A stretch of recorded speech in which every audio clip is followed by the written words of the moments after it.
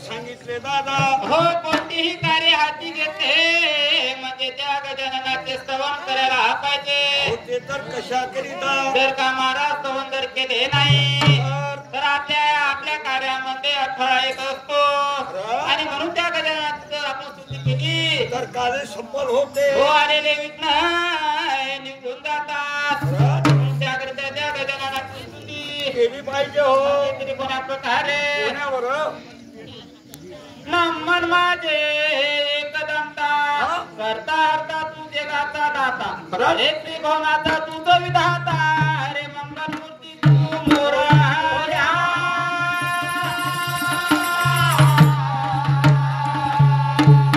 धन्य माता सरस्वती पैस माझ्या कंठावरती गजे शब्द माझ्या मुखी येतील करतो माझे सर्व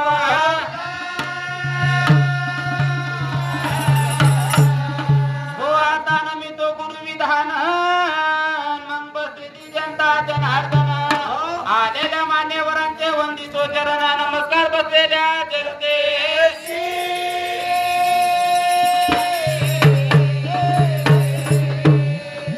अशा प्रकारे हे त्या गजाननाचे स्तवन झाले. अगदी थोडक्यामध्ये गजाननाचे स्तवन केले असतात आणि सरस्वतीचे सुद्धा केले. हे गद्य रूपामध्ये झाले महाराज. आता पद्य रूपात तर कसे हो सांगतोय का एके दिवशी ते माता पार्वती सदाशिवाशी बोलती हो या जगाचे सूत्र तुमच्या हाती देवा तुम्ही जगाचे भगवान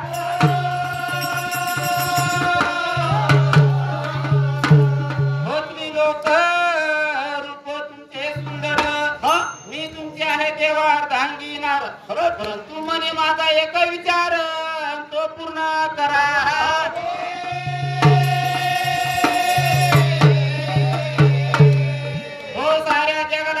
सहारा दिला देवा माझ्याकडे का दुर्लक्ष झाला.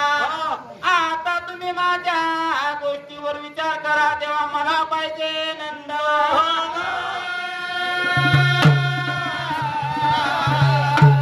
अशी पाहत्या जिजेचा शब्द ऐकत रे सदाशिव ते पडले चिंतित नाही पुत्र संतती तुझ्या दैवात मी तर देऊ कोठून.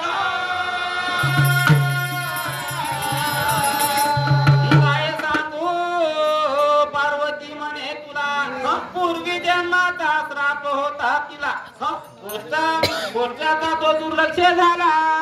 मी ऐका श्रोते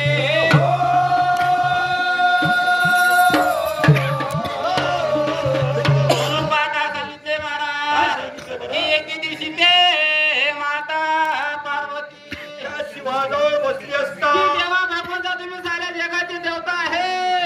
तो साऱ्या स्त्रिया जगामध्ये परंतु तेव्हा मी तुमची अर्धांगी असून सुद्धा मला तेव्हा मुलबाळ नाही. साऱ्या जगाचे तुम्ही ना कल्याण केले देवा. मी तुमची पत्नी असून तरी सुद्धा तुम्ही ना माझ्याकडे दुर्लक्ष केला. मग मला एक नंदन पाहिजे असा शब्द त्या सतीचा ऐका बरोबर. शंकर काय म्हणतात. सदाशिव चिंतेत पडले.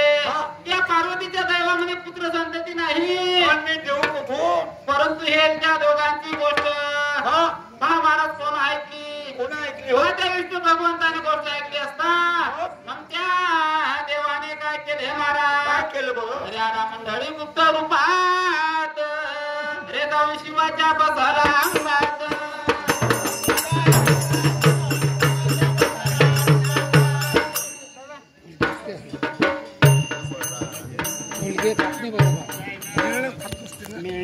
सदाशिवाच्या ज्या पार्वतीचे भाषण चालू असतात. काय झालं बरं. हे गोष्ट त्या विष्णू भगवंताने ऐकून घेतली. अहो त्या विष्णू भगवंताने ऐकल्यानंतर त्या विष्णू देवाने काय केले महाराज. केले राणा मंडळी गुप्त रूपात रे जाऊ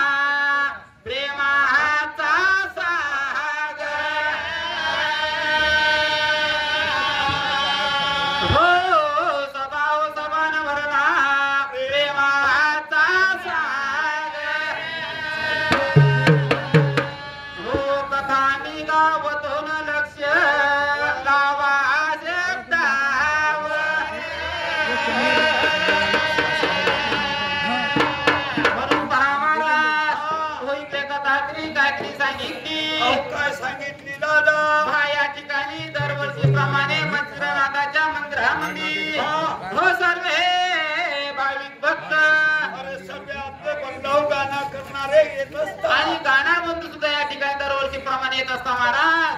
हो दूरदूरचे या ठिकाणी गाणार येत असतात आणि या यंदाच्या वर्षी म्हणजे आपल्या भागातले सुद्धा भरपूर आलेले आहे. म्हणून आपल्या तोंडून वेगळे वाकडे का होईना म्हणून दोन शब्द आपण त्या नाथाचे गुणगान गायला पाहतात महाराज. ते कोण्या प्रकारे हो धन्य गुरु मचिंद्रनाथ कीर्ती त्याची त्रिभुवनाथ शिष्य त्याचा गोरक्ष होत रे नाव त्याचे त्रिभुवनी. हो काही दिवसाचा तो काळ गेला एके दिवशी गोरखनाथाने विचार केला गुरुदेवाच्या लागू चरणाला जगाचे करूया कल्याण.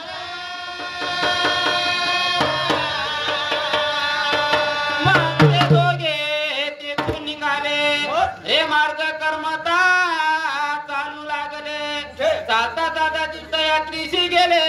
तुम्ही ऐका श्रोते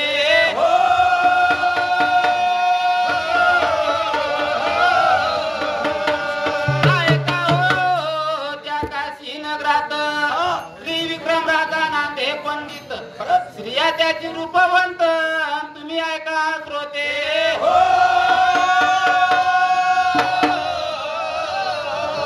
हे राजा होता पुण्यवान करे प्रजेचे पालन गोर गरीबाला भोजन अन्नदान करीत.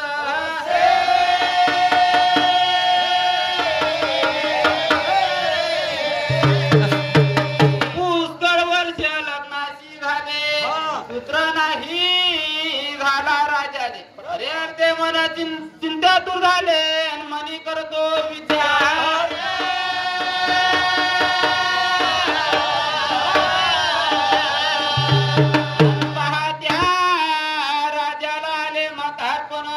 संसार करून मन गेलं विटून पोटी नाही झाली संतान. राधा बोले त्या राणीशी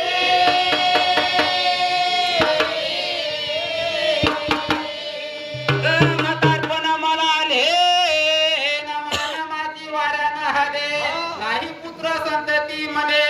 राधा राणी करे विचार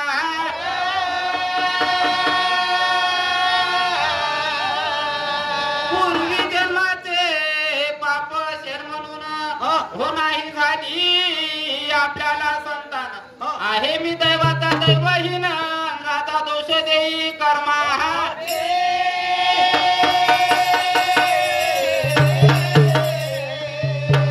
हो राणी राजाची घाले समजूत देवा देवा भरोसा धरावी हिंमत. रे आपल्याला पाहिजे देव भगवंत परंतु करणी पाहत्या प्रभूची.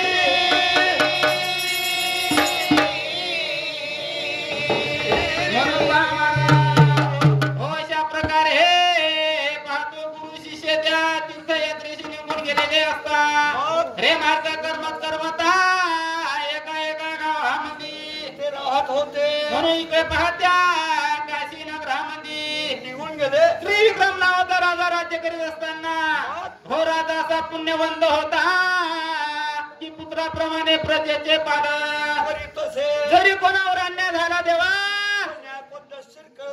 आता पाहतो जगोजगी त्याची कीर्ती होऊन गेली महाराज. मी पाहत त्याची राणी ते रेवती नावाची दिशाला फार सुंदर होती. चंद्राला म्हणे उगू नको सूर्याला म्हणे मारू नको. हो अशी रूपवान पाहते स्त्रिया पुष्कळ वर्ष लग्नाशी झाल्या महाराज. परंतु पाहत्या राजाच्या वंशामध्ये संतती होत होती. अरे संसार करून करू राजा ते मन विटून गेले. त्याला वृद्धकाळ येत होता महाराज. म्हातारपण झाले तरी सुद्धा त्याला पुत्राची आशा होती. देवा भगवंता अरे एकदा तरी एका वंशामध्ये माझ्या दिवा लागायला पाहिजे. म्हणून एके दिवशी पाहतो स्त्रियाशी बोलू लागला की आता मला पुत्र संतती होणार नाही कारण माझी वय मर्यादा सुद्धा संपत आहे आणि आता काही दिवसानं मी मरून सुद्धा जाणार. माझे पूर्वी जन्माचे पाप असायला पाहिजे.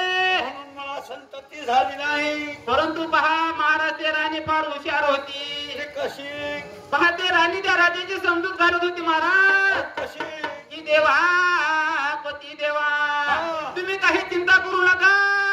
आपण जगामध्ये आतापर्यंत कोणाचे वाकडे केले नाही.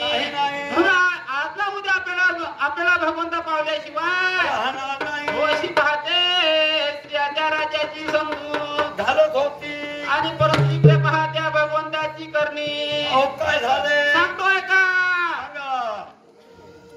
अरे कसा देवाना त्याच्या धोका दिला. अरे त्या नगरीचा राजा विक्रम मेला.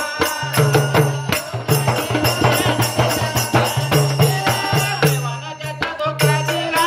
नगरीचा राजा विक्रम मेला. हे नगरीचा राजा विक्रम मेला. नगरीचा राजा विक्रम मेला.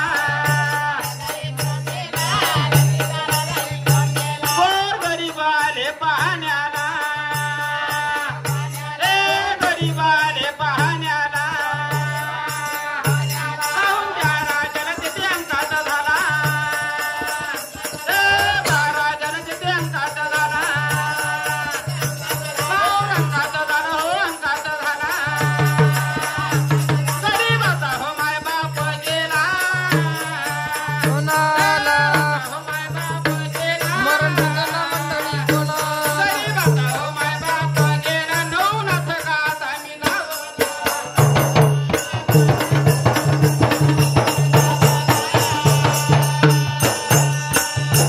म्हणून पहा महाराज काय सांगितले.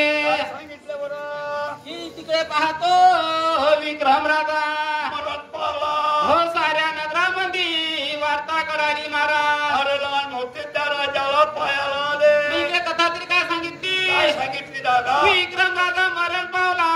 राणी झाली दुःखीत. हा. काय करावे काय सूचना तिची सुटली हिंमत. राज. नशिबाचे फुटून गेले करू लागली अंकात. हा. अरे अंकात पाहुणी त्या राणीचा लोक येती धावत. मग? भोवती भोवती उभे राहतील तिची कशी समजूत. हा. अरे अरे म्हणे देवा राजेंद्रान पुन्हा सोडली आमची साथ. हा. असं अंकात देते कारण तुम्ही ऐका पंडित. बरोबर. अरे गोरक्षमंदिरात चालत होते आणि ते आले पहा त्या नगरात. हा. अंकात पाहुणे त्या नगरात म्हणे विचार करीत. हा.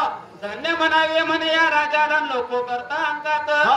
गोरक्ष म्हणे त्या गुरुदेवाला तुम्ही ऐका पंडित. खरंच? अरे पुण्यवंत हा राजा आहे आणि राजाला करावे जिवंत. हा. शब्द ऐकून त्या गोरखनाथ आता मचिंद्र त्याशी बोलत. काय बोलत? ऐक म्हणे गोरखनाथा गोष्ट ठेवतो ध्यानात. हा. समोरूपी राजा गेला कसा होईल हा जिवंत. हा. मग ते दोघे तिथून निघाले ती आले एकांतात. हा. त्या बाजूला पाहते शिव मंदिर होते ते पडले त्यांच्या नजरेत. हा. त्या ठिकाणी चालून आले तुम्ही ऐका पंडित.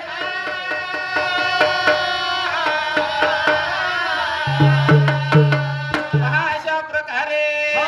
ही सारी जनता जनार्दन नगर जनता ठिकाणी अंगात करीत होते महाराज. अहो, त्या राजाला पाहून. कारण की पुण्यवंत राजा होता सर्वांचा मायबाप होता महाराज. हा.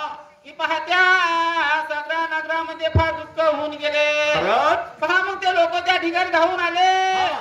आणि पहा त्या राणीचा अंगात पाहून. अरे अधिकच गुणगात होते. म्हणून पहा त्या नगरामध्ये चालत फिरत हा. गोरक्षनाथ आणि मच्छिरोनाथ त्या ठिकाणी चालत आले असतात. फिरत फिरत आले असता. हो त्यांची नजर त्या नगरावर आणि त्या नगरावर गेली आणि त्या लोकांना पाहून अरे ते चकित झाले गोरखनाथाचे मन लोधून गेले.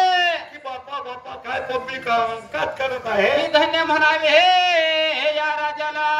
हा. की सारी जनता जनार्दन त्या एकटा राजासाठी रडीत आहे. म्हणून आता पाहतो त्या मच्छिंद्रनाथाशी बोलू लागला. अरे आपल्या गुरुला काय म्हणते की तो गुरु? गुरुदेवा या लोकांचा अंदाज माझ्याकडून पाहावत नाही. म्हणून. तेव्हा तुम्ही या राजाला जिवंत करा.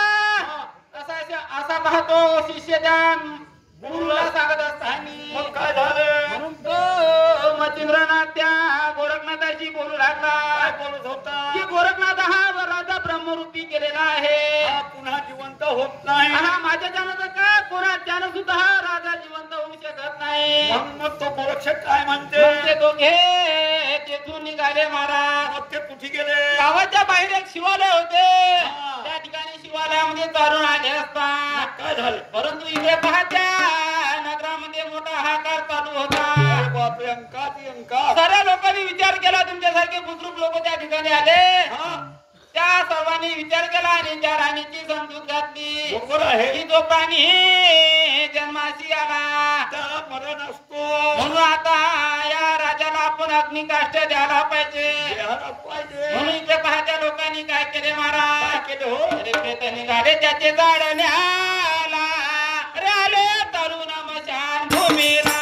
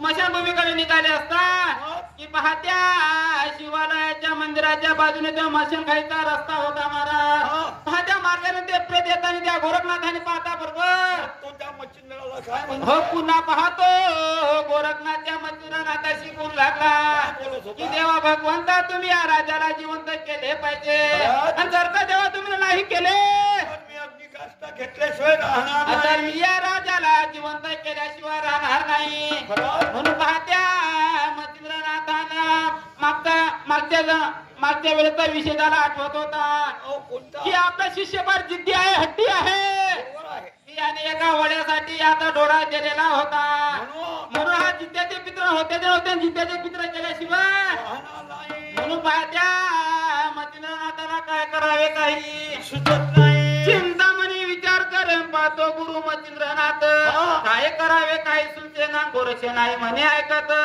एक युक्ती त्याला सुचली तुम्ही ऐका पंडित ऐक म्हणे गोरखनाथानं आता गोष्ट ठेवतो दाण्यात 12 वर्षासाठी म्हणे मी जातो राजाच्या देहात तोपर्यंत देह माझा तुझ्या ठेवतो ताब्यात 12 वर्ष झाल्यानंतर मग येईल मी परत अरे माझ्या देहाचे रक्षण करतो मी जातो राजाच्या देहात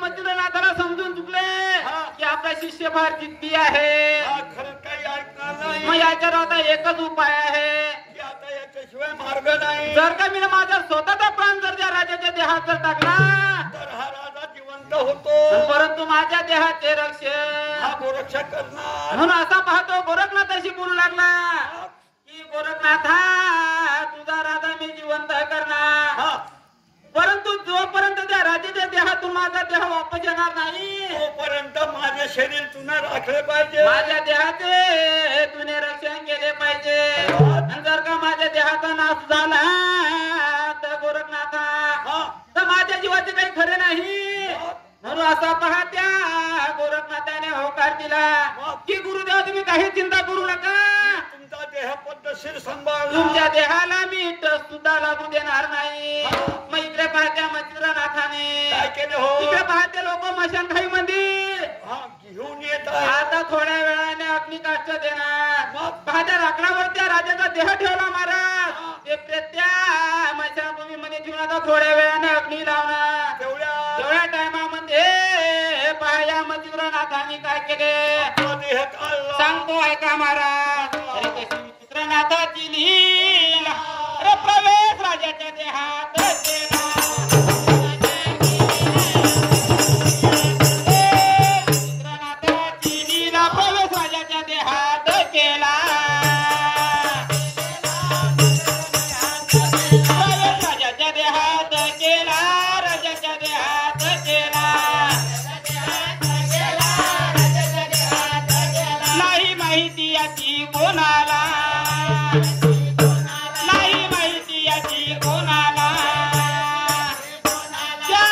नाथाची कला नाही संजय कोणाला नाथाची कला नाही संजय कोणाला नाही संजय कोणाला हो संजय कोणाला रे कसा झोपे तू राजा जागी झाला रे झोपे तू राजा जागी झाला रे झोपे तू राजा जागी झाला नवनाथ रात आम्ही लावला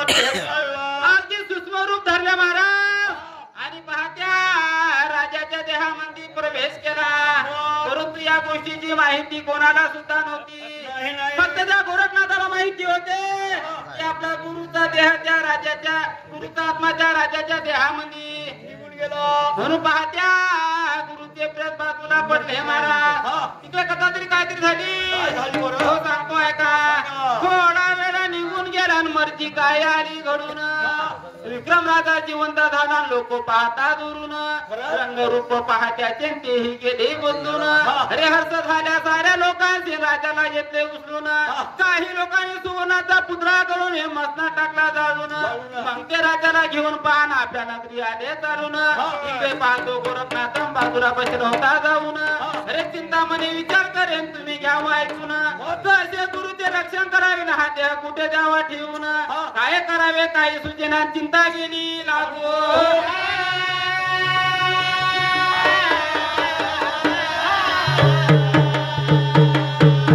पहा इकडे राजाच्या देहामध्ये परत होता बरोबर ही पाहतो राजा उठून बसला अरे सारी जनता जनार्दन त्या ठिकाणी हर्षद होऊ लागले की एकदा देवाची कृपा झाली उठून बसला ही पाहत्याचे सर्व रंगरूप जो त्याचा रंग पहिले काळा पडलेला होता तर पुन्हा गोरा होऊन गेला सारे रंगरूप त्याचे पलटून गेले महाराज आणि सारी जनता जनार्दन उचलून पाहत्या राजाला आणि वाजत गाजत आपल्या नगरामध्ये पुन्हा आणि इकडे पाहतो गुरुचा देह बाजूला पडलेला होता इकडे गोरखनाथाला चिंता निर्माण झाली आता हा देह कुठे ठेवा इकडे राजा तर जिवंत झाला परंतु इकडे आता या देहाचे आपण रक्षण कसे करणार एवढा मोठा देह आपण याला कुठे ठेवणार कोणाच्या नजरेत सुद्धा हा पडला नाही पाहिजे असा पाहतो चिंतामणी विचार करीत असता काय झाले म्हणजे कथा तरी काय करावे सुचे ना त्या अरे जागा मिळेल आपले तर ठेवण्याला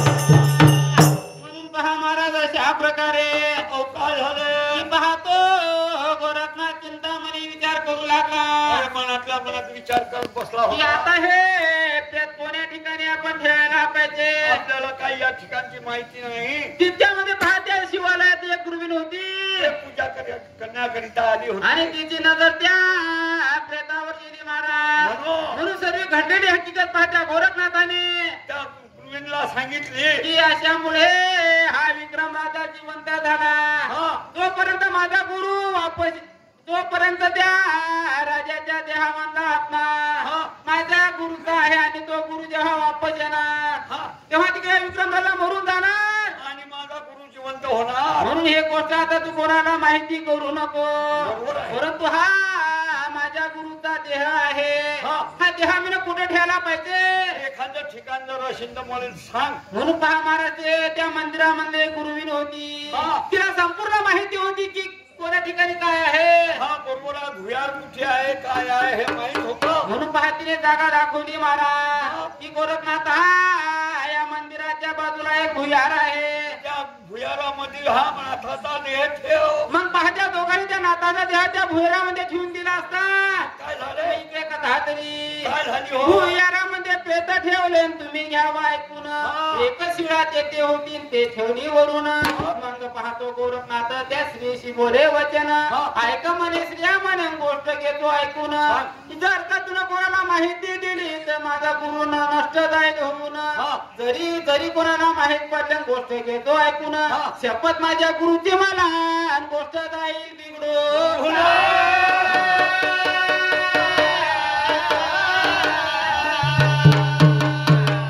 पाहतो गोरखनाथ काय सांगत होता? त्या स्त्रीशी बोलू लागला की हा देह आपण भुयारामध्ये ठेवलेला आहे.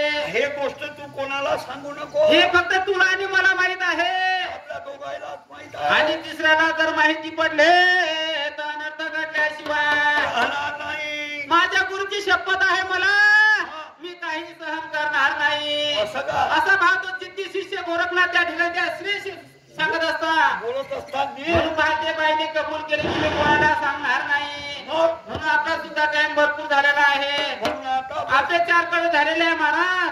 कारण आपले कळवेमध्ये 4 कळाचा आपला टप्पा भरपूर होत असतो. बरोबर आहे. आपण इथे नेमाने 4 कळाचा टप्पा केलेला असतो. म्हणून ते कवी करते तरी काय म्हणता? हो सांगतो ऐका. अरे जरा मनात ठेवा दयाम. अरे नका कापदा कोणाचा दया. मनात ठेवा दयाम. नका कापदा कोणाचा दया. नका कापदा कोणाचा दया. कापदा कोणाचा दया. कसा बाले हो विकून का गाया. कसा बाले हो विकून का गाया. तिच्या लागाचा पाय तुमच्या पाठीनं छाया. ए लागाचा पाय तुमच्या पाठीनं छाया. तुमच्या पाठीनं छाया हो पाठीनं छाया. शामराव शहरानं अशा जोडल्या वया. ए शहरानं अशा जोडल्या वया. ए शहरानं अशा जोडल्या वया. नका कापदा कोणाचा गया.